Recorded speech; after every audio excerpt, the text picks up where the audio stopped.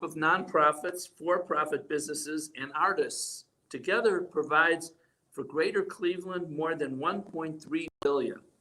It employs more than 10,000 people. Or I should say, used to employ, because once COVID hit, more than a third of these employees lost their jobs. That's the highest percentage drop in any industry for employment. And it's not over yet.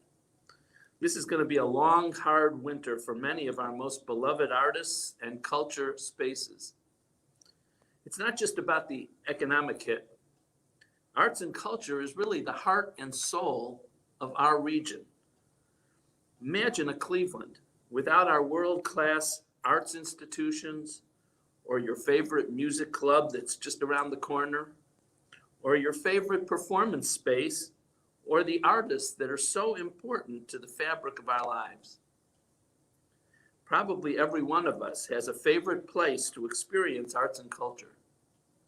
And most of these places are now either closed entirely or are having to operate at such a limited capacity that they actually lose money by opening their doors. We have to do something. We have to do something to save our arts and culture. Even though we're experiencing one of the grimmest times in our history, we must emerge with our region intact, and we must become even stronger. We must keep our sights set on what makes us so special as a community, and we must not lose our identity. That's why I've asked County Council President Dan Brady to sign off on an emergency request for $4 million in funds to support arts and culture organizations and individual artists who are harmed by the COVID-19 pandemic. The funds will be going to two separate arts organizations. One is the Arts and Culture organization called the CAC. They'll receive 2/3 of the funding to distribute to arts and culture nonprofits. And Arts Cleveland will receive the other 1/3 of the funding to support individual artists and for-profit creative businesses. How can you apply? The arts organizations have created a webpage where arts and culture organizations and individuals can go to apply or for more information. Go to arts-cares.com. That's arts-cares.com. A couple of things to note before folks go to the webpage.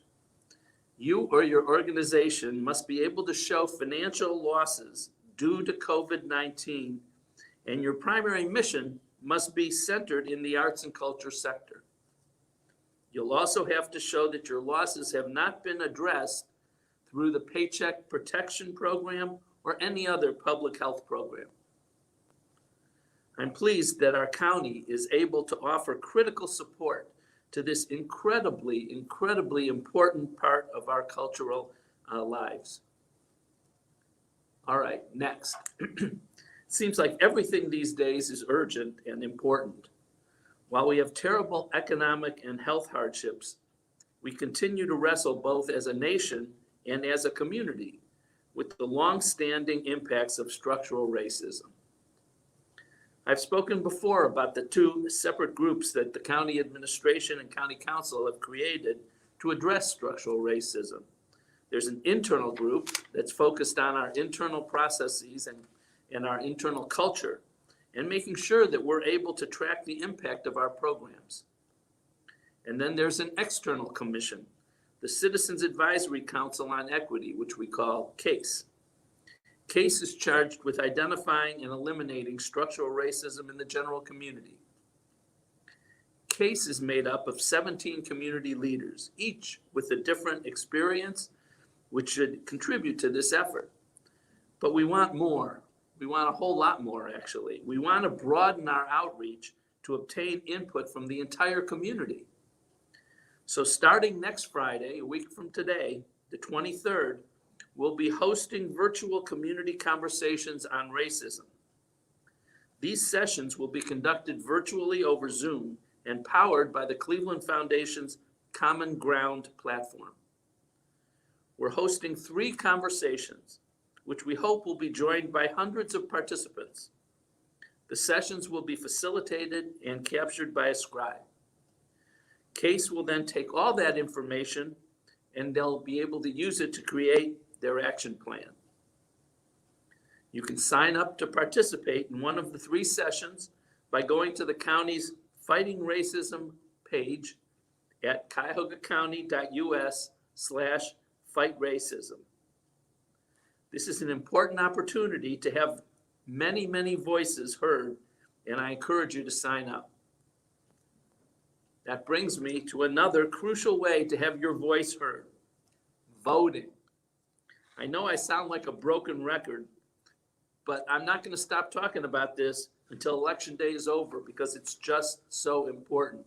You must get out and vote. There are 4 ways to do it.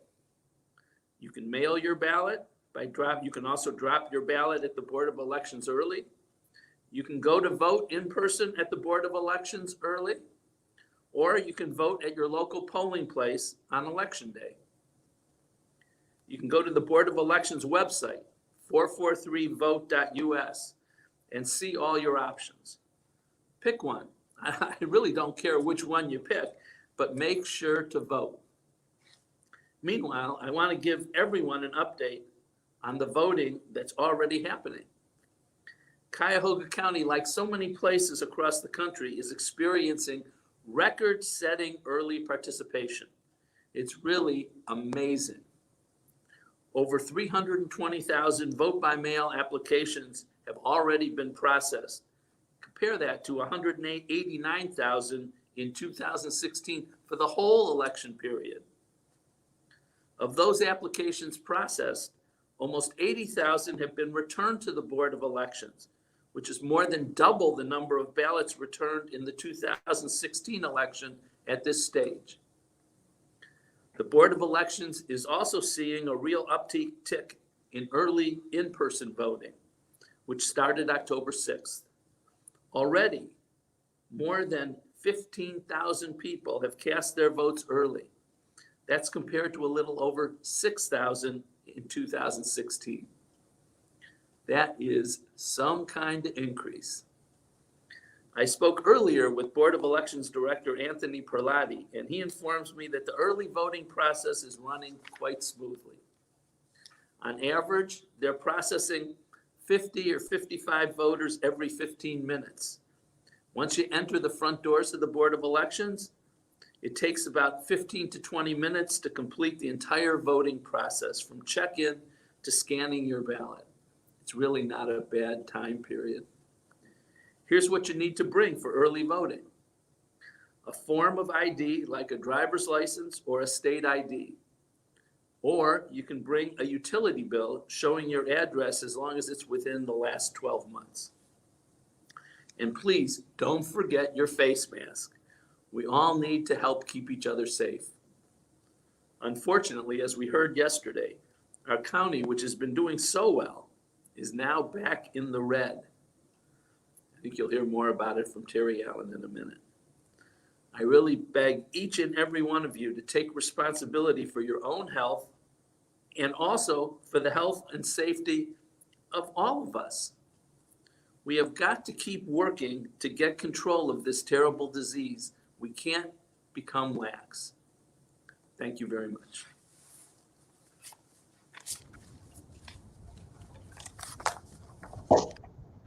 Thank you, Armond, and thank you for that supporting message. You've been a public health champion throughout this pandemic response, and your continued support and collaboration across all the county agencies has been very welcome during the pandemic.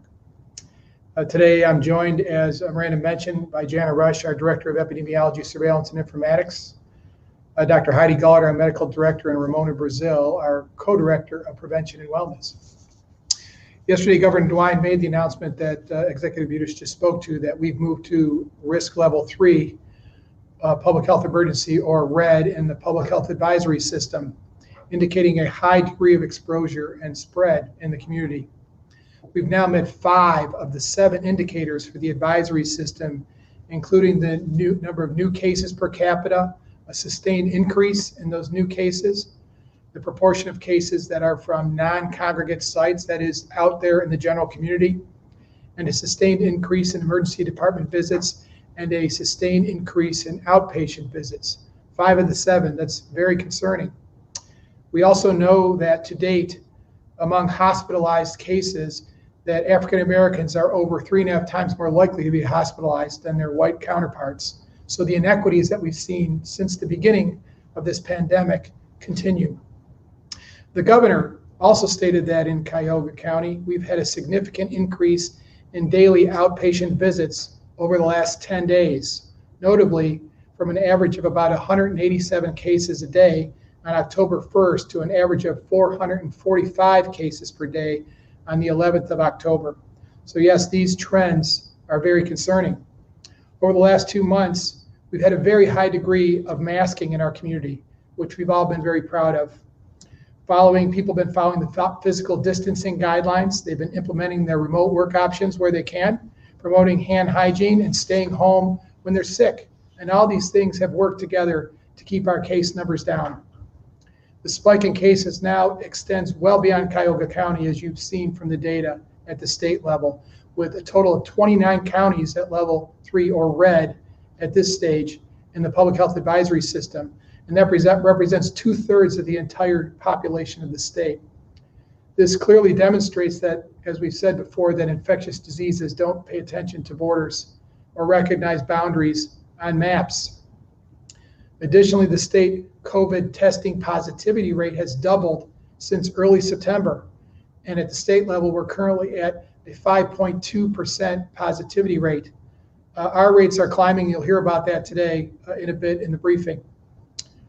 With COVID fatigue clearly setting in, we're seeing people expanding their social circles and gathering in groups indoors. We know that maintaining your smaller bubbles of social interaction is good prevention, particularly in times like this, and it works. The increase in social mixing without masks, as people begin to move inside as the weather changes, can have a dramatic impact on the trajectory going forward. We are all working to prevent hospital surges and ultimately prevent fatalities in our community. We know people are tired of this virus. I'm tired of this virus. We need to stick with our prevention playbook and do our part to keep our community safe. Our continued vigilance is our way out of this pandemic as we wait to learn more about the timing and availability of a COVID vaccine here in the United States. With these new developments, we also know that our school districts have been closely monitoring the situation as they implement their plans. We just spoke with them this morning, and we speak with them, of course, on a regular basis. Several weeks ago, the Cuyahoga County Board of Health took a close look at the science and evidence and created guidance for schools to consider in their reopening plans. And currently, the guidance suggests that schools consider remote learning at level 3 or red in the state advisory system, with considerations for special education in a face-to-face way. We know that there's a price to pay for every difficult decision in this pandemic. We'll continue to engage with the school districts on a regular basis as they implement their plans, and we respect the decisions that they have to make on what's best for their communities, as they've done from the start in this pandemic response. So we'll continue to monitor the most current evidence and science, and we'll review our guidance as we go forward in the future. I wanted to take a moment to remind folks about local testing locations for COVID. There are now a wide range of places to get tested for COVID in the community.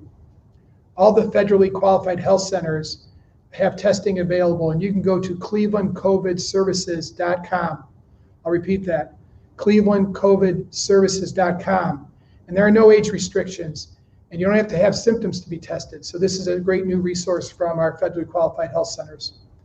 The Metro Health Cuyahoga County Board of Health Community Testing Collaboration that's funded through Cuyahoga County with the support of Executive Budish will test age 10 and up, and you don't have to have symptoms, and the locations are noted on the community testing events are noted on the ccbh.net website, which you can see behind me. CVS offers testing was moving to the pharmacies. CVS offers testing to people aged 12 and over. Rite Aid and Walgreens provide testing for people aged 18 and over. And you can go to their websites, the respective websites for these pharmacies, to learn about local locations and sign up. Any of the Ohio National Guard pop-up testing sites will test age 2 and over, unless otherwise specified, and those locations are available at coronavirus.ohio.gov. And if you're a patient, of course, at one of our hospital systems, you can contact your medical provider about testing options as well. So there's a wide range of places that you can be tested in the community. Changing gears, let's talk about flu for a minute. Since the onset of the influenza season, we've been encouraging everyone to roll up their sleeves and get their annual vaccination. And we've been holding points of dispensing flu vaccination clinics outdoors for over a month. The Board of Health has been recently holding drive-through clinics here at our offices every Wednesday from 9 to 11:30, and they'll take anyone that comes. You can also get a flu shot at our Warrensville Heights clinic by appointment, and we do that in order to maintain proper social distancing at those sites. As we said on many occasions, this is the year to get your flu shot. Pharmacies, hospitals, community clinics also have flu vaccine available, and you can go to fluvaccinefinder.org. I'll repeat that, fluvaccinefinder.org, to find options in your area. We don't care where you go, we just want you to get vaccinated. The Ohio Department of Health is also developing a media campaign for flu with more information forthcoming. So now is the time to reinvest in what's worked so well for us over the last 2 months in order to limit the pain and the heartbreak from this pandemic going forward, for the sake of our families, our friends, our co-workers, our neighbors, and many others in this community. It's also important to recognize that almost 16,800 people in Cuyahoga County are now presumed to have recovered from the virus, which is very encouraging. Wrapping up, I want to extend a big thank you to our phone bank staff, our case investigators, and contact tracers. Our phone bank staff have now fielded over 20,000 calls addressing testing, schools, complaints, long-term care, state orders, and a wide range of other community concerns, including personal protective equipment and quarantine and isolation. As you can imagine, the calls they receive can be challenging at times. Through it all, they've been incredibly patient, professional, and resilient. Our disease investigators have been equally impressive, having dealt with over 25,300 cases and close contacts since the onset of the pandemic. In their role, they're equal parts investigator, empathetic listener, service navigator, and counselor. All of our staff, like all of us, have been living through the challenges and anxiety of our times in their own lives. Through it all, they continue to give back to this community in extraordinary ways, and I'm eternally grateful for all of them. So, with great weather on tap for today and tomorrow, it's time to enjoy the fall foliage, get some fresh air, and stay safe. Thanks for your time and attention, and now I'll turn it over to Jana Rush.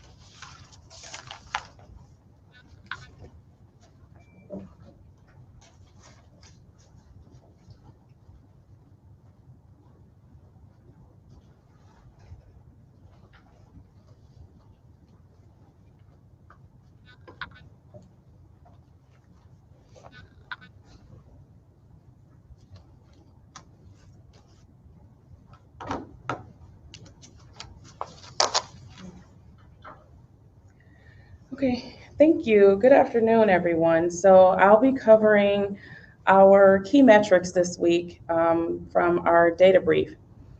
And so just to cover our cases, so we are currently over 13,000 cases have been reported to date here in the Cuyahoga County Board of Health jurisdiction. We've averaged 50 cases per day in September. And just as of last week, we are averaging currently 70 cases per day. So we are starting to see an increase in our case volume in comparison to where we were seeing our numbers back in August after that decline in September. We'll have a better sense of this as the month goes on how those cases will average over the course of this month. For our fatalities, sadly, 4.5% of our cases have resulted in death.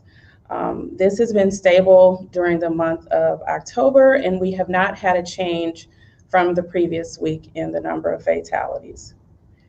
For hospitalizations, about 10% of our cases have resulted in hospitalization, and that has also been stable for the month of October. For our demographics, our case demographics, so for our sex, age range, and race, the percentage of cases remains stable in these categories. The number of healthcare workers has increased slightly from what we saw last week. So currently a quarter of our cases are healthcare workers. So that's up 2% from where it was last week. And we're currently at 25% of our cases are healthcare workers. So we can continue on to our EpiCurve. So our EpiCurve really is showing the distribution of the cases that have been reported to us by illness onset. And as you can see, that spike, it still continues to be the highest number of cases we've had to date was in July, but we are currently increasing in the number of cases that we're receiving currently. And for our zip code map, so this includes all of our cases for all of Cuyahoga County, including Cleveland, Ohio. And a takeaway from here is that approximately a third of the zip codes in Cuyahoga County currently have over 500 cases associated with those zip codes. Again, this map has been pretty stable over the past month. And so if we can go on to our hospital bed capacity, the percentage of adult medical beds and our critical care beds being utilized has been fairly stable at approximately 80% this month. Our ventilator usage has been also stable at about 40% usage this month. As far as our testing rates, for our hospital testing, the number of positive results has began to increase. So for the month of September, we had 2.5% positivity rate, and currently this week, we have increased to about 4% this month in the number of positive tests through our hospital systems. We've also seen a slight increase in our nursing home positive tests. That has increased from 2.4% to 2.7%. Another thing that I'll add here is that our flu data is currently posted on our website. Currently to date, we have had minimal activity with flu. There have been no hospitalizations or deaths associated with flu to date. And our ER visits has been approximately 2% in relation to flu activity. And so what I like to end with is that I like to put our data into perspective and what does this mean for us going forward. So currently COVID-19 activity is increasing in the Cuyahoga County jurisdiction. Our small actions that we're taking every day do make a big difference. It makes a difference in the lives of our loved ones, in our community, and ourselves. So therefore, we can and we must continue to do our part with wearing our masks, keeping our distance, and avoiding gathering in groups of any size. We all have worked hard to adapt to keep our friends, family, and community safe. So let's keep it up. And we have a long road ahead as we head into the fall. Thank you. And now I will turn it over to Dr. Gullett, who will discuss more information about our community testing.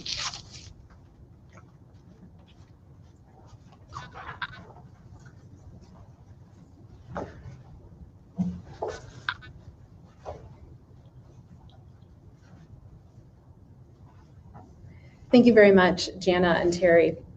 So I want to spend a few minutes talking to you today about the importance of testing. We have worked really hard over the last 7 months with a lot of partners in the community, and particularly our hospital partners, to create an opportunity for testing availability.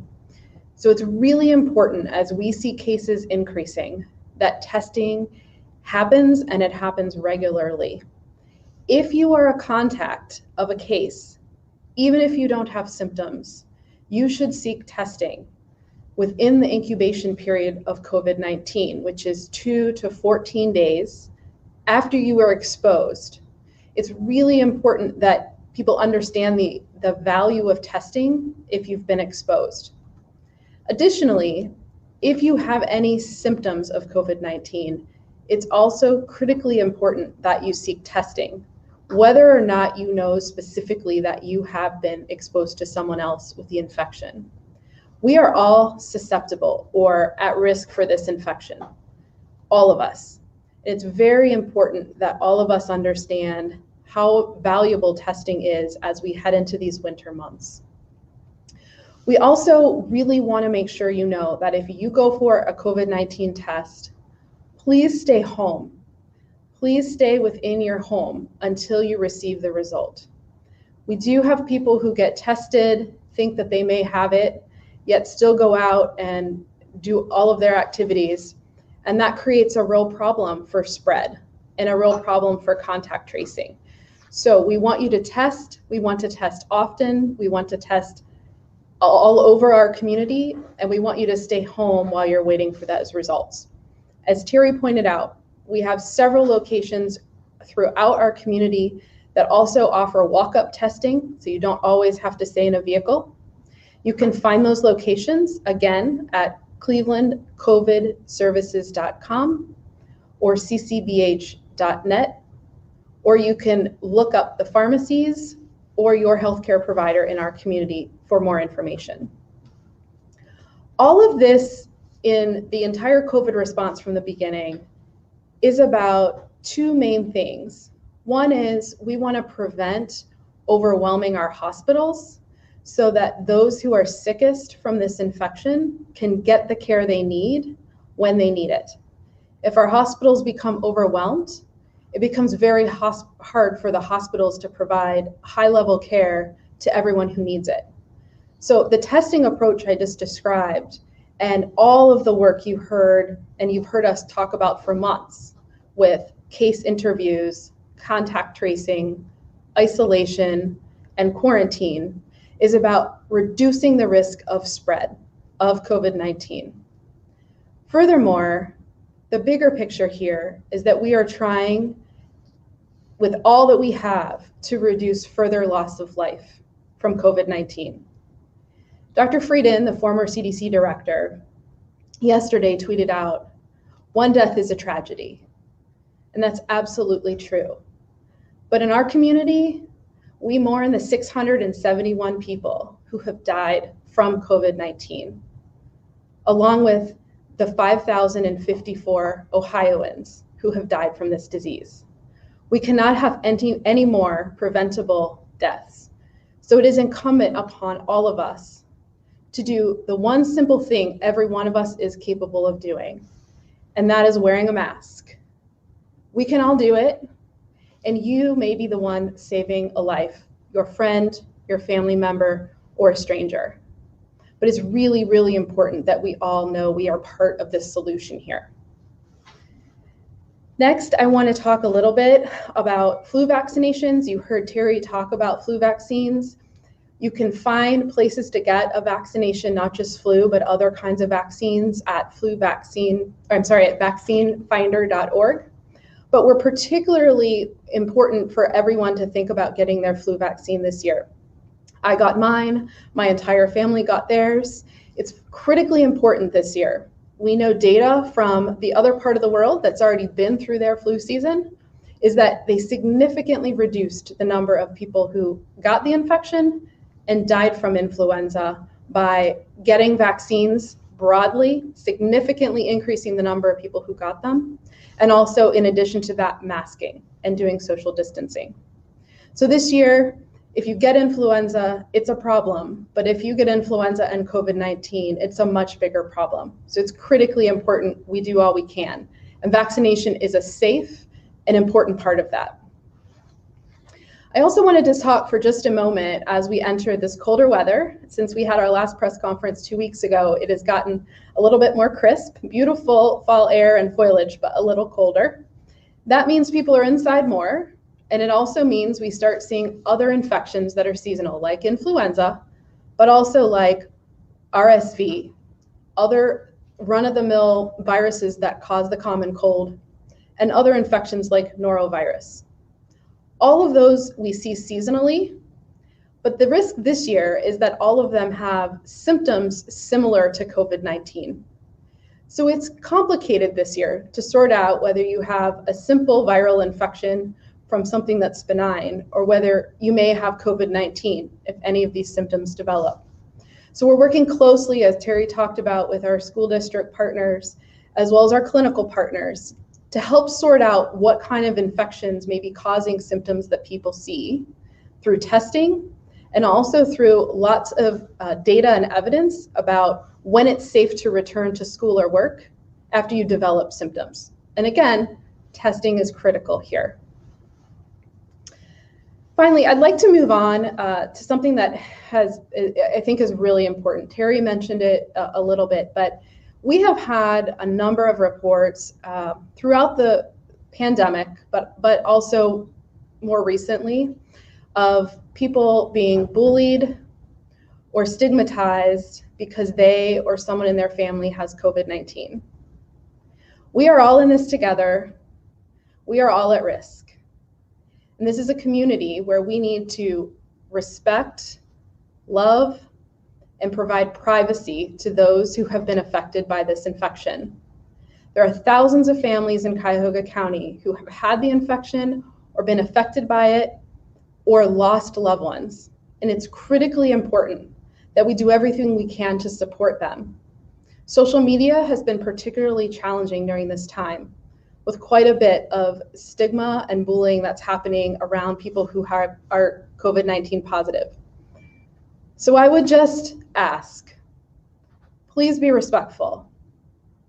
Please protect others' privacy. And please be kind. This is a tough time for all of us. But any one of us could be that person who has COVID-19. So we really need to come together and be at our best in order to get through this as a community. Lastly, in my moment of gratitude, I would like to thank our communications team.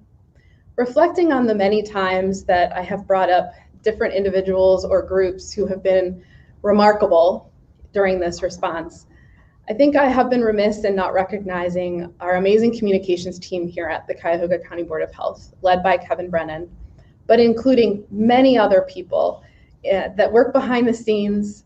They make sure messaging is appropriate, that it reaches people with different languages in different locations and through different mechanisms like social media, radio, TV, and the internet. We thank you all so much for what you do. You've taught all of us how to communicate better, and we're very grateful for all the ways that you've served our community throughout this pandemic response. With that, I'll turn it over to my colleague, Ramona.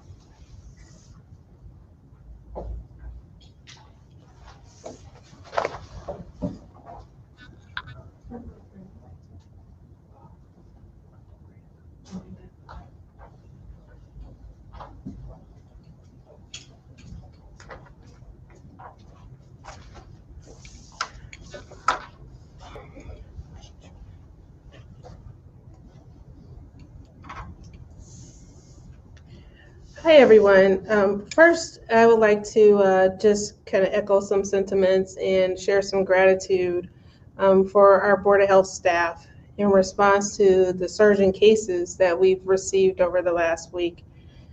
We've added more staff on evening and weekend shifts and increased our daily staffing from 12 to 15 people a day to 25 to 29 people per day to perform case investigation and contact tracing. We have also experienced an increased volume in calls and complaints, and we have worked to have our call center fully staffed to respond to public inquiries. I want to personally thank Becky Burke, who does all of our scheduling, for her work over the last day to help with finding additional staff to fill those spaces. Our staff balances our own personal and family needs and also answers the call to meet the needs of our community. We are tired, I think that's been expressed, but we believe in the mission and the duty of public health to minimize the spread of COVID-19. As Jenna expressed through our epi brief, we have seen a large increase in the number of cases over the last week. And yesterday alone, we received more than 90 cases. That's the highest number we've received in a while. We are concerned about the direction that we're going in and also the steepness of that increase. We have not seen any large outbreaks that would account alone for this increase in cases. It is the small collective things that we do together that will decide the direction that our community goes in over the next week and 2 weeks. We really do need to refocus and button down the hatches again so we can start to see a decline in the number of cases that we're seeing. We continue to see transmission among families and friends through social interactions like parties and weddings and funerals. It's the same story. It just keeps continuing and we're just seeing more of it, but not anything special or in particular. When we contact cases, we are also finding that they have more known exposures than at the beginning of this response. So when we used to call maybe in May or April, people didn't know how they were exposed. They generally were surprised to find out that they had a positive result. Now we're finding people who have a family member that's been exposed or a coworker or a friend. So generally, we see that there's more spread in the community and people are aware of it. We are also finding additional sick people in the home when we call, such as children or spouses and such. And just to echo what Heidi discussed, I also personally would like to ask us to continue to show kindness to one another. More people have either had COVID-19 in our community or know someone who has. And while almost 90% of those people in our community have recovered, some people have had close family members become very sick and die from it. I spoke with someone recently who said she felt like she had a scarlet C on her chest. She had also recently lost a family member from COVID as well. She was unable to be with him before he died. So people often are recuperating or grieving in silence because of the stigma that is being placed on them. And unfortunately, the response to COVID-19 has become very polarizing, but we need to remember the people who have been personally affected by this, and they need our community's support. Lastly, I would like to echo the support for voting. We have worked with the Board of Elections to provide guidance for safer voting. If you do choose to vote in person, please, number one, be patient. We've seen some of those lines. Remember your mask and maintain social distancing while doing so and use good hand hygiene. And with that, I'll turn it back over to Miranda. Thank you. Anna, we will now open it up for questions.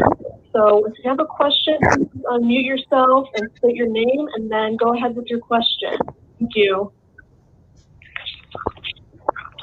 I don't know if you can hear me. This is Dave Nuthers with Fox 8. Hello. Hello, yes, hi. So I wanted to return to the discussion about schools. Terry Allen, you mentioned earlier that there was some advice given to schools. I know that superintendents spoke in a virtual conversation with the health department earlier today. I'd just like you to tell us more about the advice that you're giving to schools and your thoughts about some schools now that are continuing in the county to operate in person, others that still have hybrid. Go ahead. Yeah, thank you.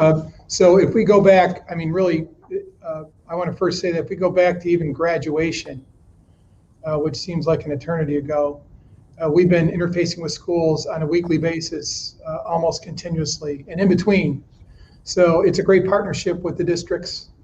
We talk to public schools, private schools, charter schools, where we want to do what we can to help them to support the students and their staff, faculty.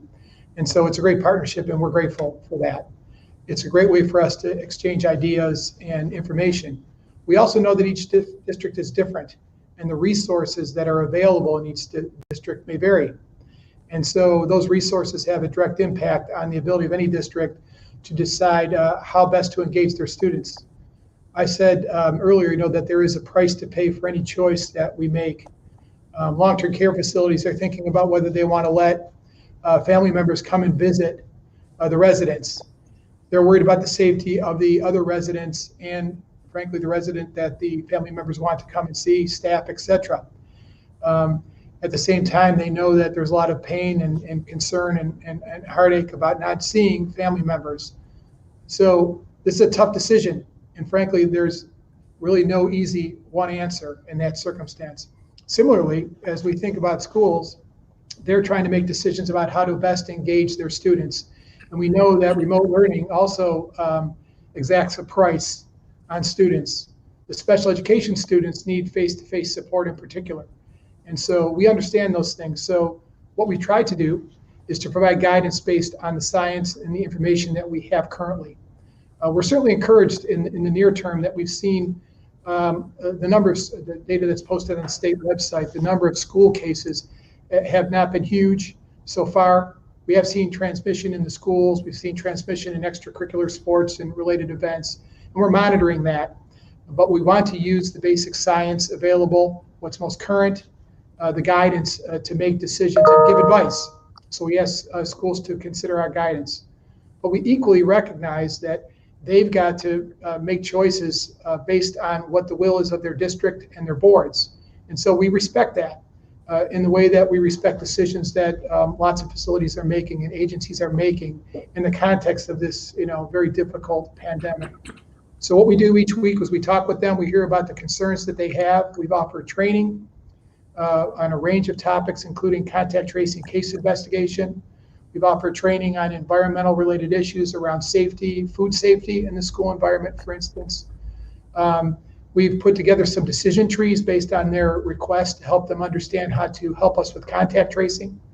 And what they do often is give us feedback on the tools that we create so that we can make more improvements, certainly along the way. So where we're at now with the guidance, they understand where we're at. They, of course, are in different stages. Some are remote.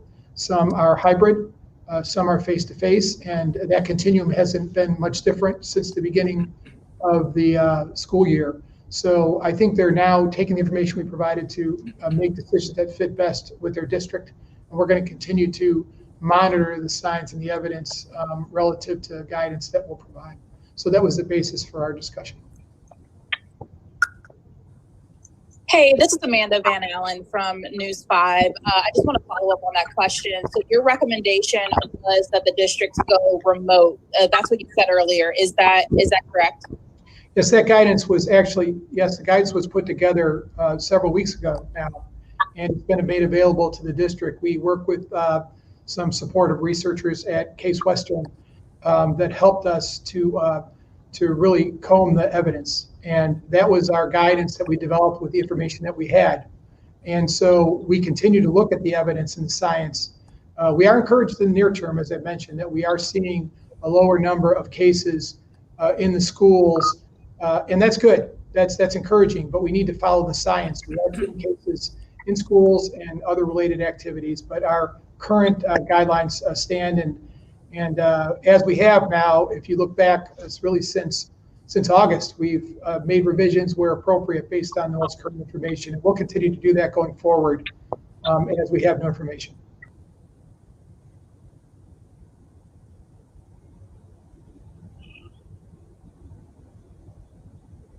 Thank you, Terry. Are there any other questions?